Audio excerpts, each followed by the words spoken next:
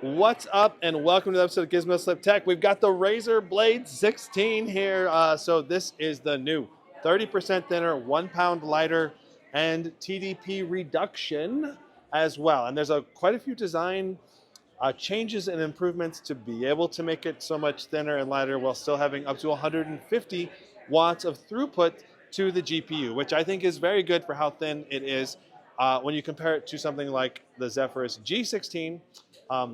This, at least, a lot of the case on this is at least thinner, though there is like a thermal bump, they call it. I'll show you here in a moment, where they make the CPU and GPU and the vapor chamber sit down a little bit lower, kind of like the camera bump on like an iPhone or a smartphone. Top here, we have the new 2025 Blade 16. In the middle, we have the 2024 Blade 16. And then on the bottom, we have my 2023 Blade 18. So you can see the thickness difference between the Blade 16, 2024, and 2025, especially right here. Like, it is going to be noticeably thinner, especially when you're not factoring in the thermal bump on the underside. So like the appearance of thinness is massively different, and the way it feels in your hand when you're holding it and moving it around, also very, very different. But when you factor in the thermal bump, say on the back here, you might be able to see a little bit of that thermal bump. Like the overall total thickness, it's not as dramatic, but it is still overall less volume in your bag and less overall weight by 1 pound lighter. So that's very, very nice. So let's talk basic specs. We're looking at the Ryzen i9 HX370, or up to that, with maybe some other CPU options being thrown in there on the little lower end. You also can get up to the RTX 5090 GPU. The TDP on the GPU is 130 base with a 25 watt boost up to 155 watts, which is, I think, very impressive for how thin and light the Blade 16 is. Now, the port selection on this has stayed the same, and I would say it's probably the best port selection on a 16-inch gaming laptop still. You got a reversible Razer power plug, 3 USB 3.2s, a USB 4, and the downside here, I guess, is that we don't have Thunderbolt 5 now because we're going with the Ryzen CPU. We do have a headset port as well, and look at how thin this thing is. It is incredibly thin, a little thermal bump right here on the bottom. Coming around to the other side now, we've got a full-size SD card reader that is a very high-quality SD card reader. And then we have a USB 4, 3.2, HDMI 2.1, and then a Kensington lock port. So that's 5 total USBs in the mix, a full-size SD card reader, HDMI. The only thing really here is that you're going to need to get your own Ethernet port.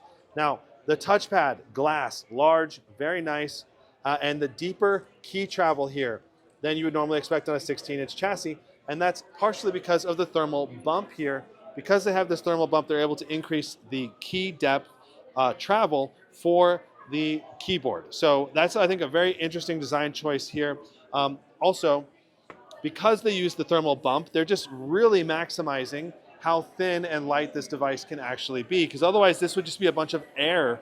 If they let the shell go out completely at a higher rate, it would take up more space in your backpack. And also, I'm curious to know if the M.2s in here are single-sided support or if they have dual-side SSD support, because this is a very thin laptop.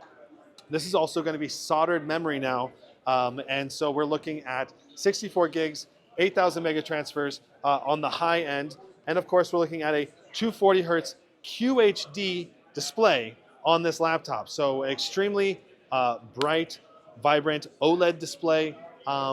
Should be 500 nits peak, 400 sustained on this. And we're talking about HDR, and we're talking about certified for color accuracy. We've got a light up Razer logo on the back, all aluminum CNC milled chassis, again from Razer, and it looks beautiful. It feels like a weapon in your hands. It is sturdy and strong, and this time it's thinner and lighter, which in some ways I don't like, just because you get less performance, but it's a different feel. I almost wish Razer had went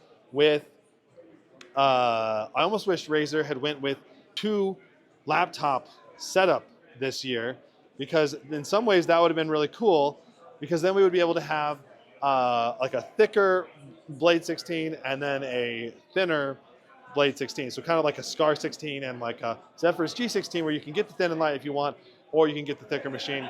I mean, that's what I would have recommended for them to do, but that's not the route they're going, at least so far. So overall, we've got a vapor chamber cooling in the bottom. The vapor chamber is a little larger, and of course, like this whole thermal bump is recessed down a little bit more than the rest of the bottom of the chassis. There it looks like we have T5 screws on the bottom of this chassis, so it's not a toolless removal of the bottom, which is, I think, something that's really cool from Asus, and I want to see that in more laptops in the future. So I wonder if Razer will be able to implement that at some point down the line. But you can see the dual fan design, 1, 2 fans here, vapor chamber here. And overall, I mean, I think this Blade 16, it's going to be a good laptop for someone who wants a portable machine. And the main advantage of this laptop versus the Zephyrus G16, I think, is it's got a slightly higher TDP. The Zephyrus G16 only goes up to 130 watts with, I think, 115 base or something. So, like, you're talking bigger total TDP on the Blade 16 than the Zephyrus G16.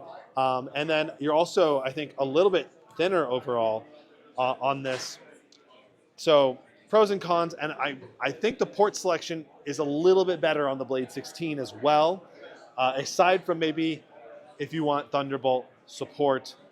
That would be the only difference, really, if you got the Intel version of the Zephyrus G16. So, I mean, there's a lot of pros and cons when it comes to the Blade 16. Probably the biggest con, of course, with the Razer products is it's probably going to be a higher price point, but we don't know price points at all yet.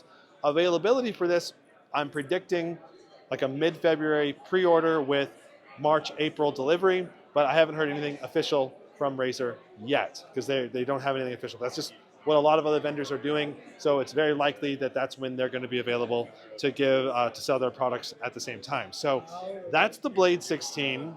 I think that covers all of the important things. I'm here at CES. I've already made a ton of videos on all the different laptops that have been announced and released here. So if you want to check them out, be sure to check out the channel and enjoy. There's just so much information to consume. There's so many new models. And if you need to know where you can buy these new laptops, there's a link in the description down below to the laptop list, where it has all of the available laptops that you can pre-order. Whenever the pre-orders are available, the pre-order page will be on there. So thanks so much for watching. We'll see you in the next one. Brandon, out.